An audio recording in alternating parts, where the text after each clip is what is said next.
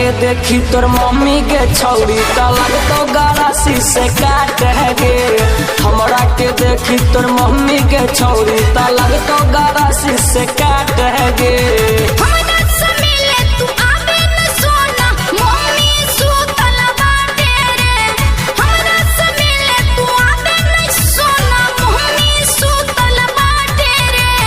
हमरा के देखी तोर मम्मी के छौरी त लगतो गरासी से काट गे। हमरा के देखी तोर मम्मी के छौरी त लगतो गरासी से काट गे। बुझली कि ना?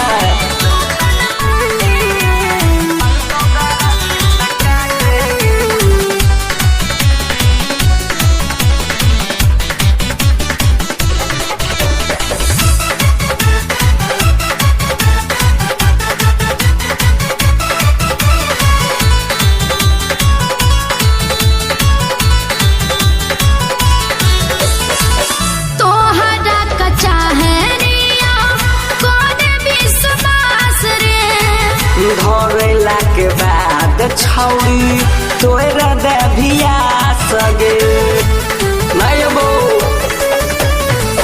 तोहरा कच्चा है रिया कोन विश्वास रे। धरेला के बाद छौरी तोरा देभिया सगे।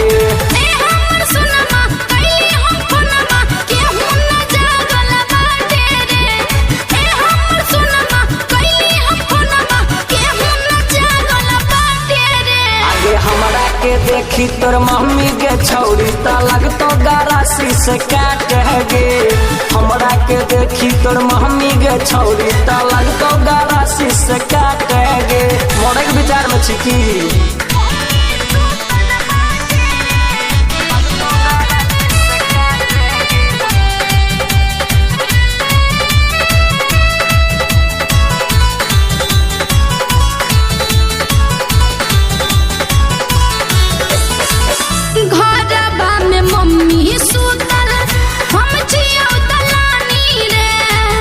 नहीं तू मन भितयाबै छियौ पलानी गे।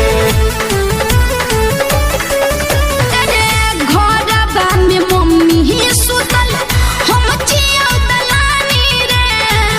नहीं तू मन भितयाबै छियौ पलानी गे।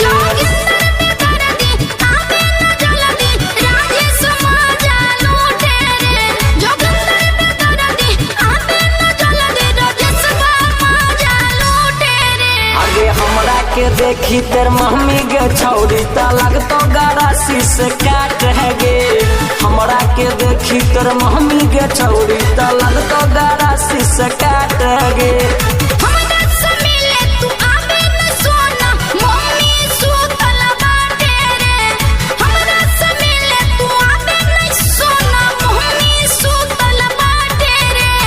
हमरा के देखी तोर मम्मी के छौरी त लगतो गरासी से काट गे।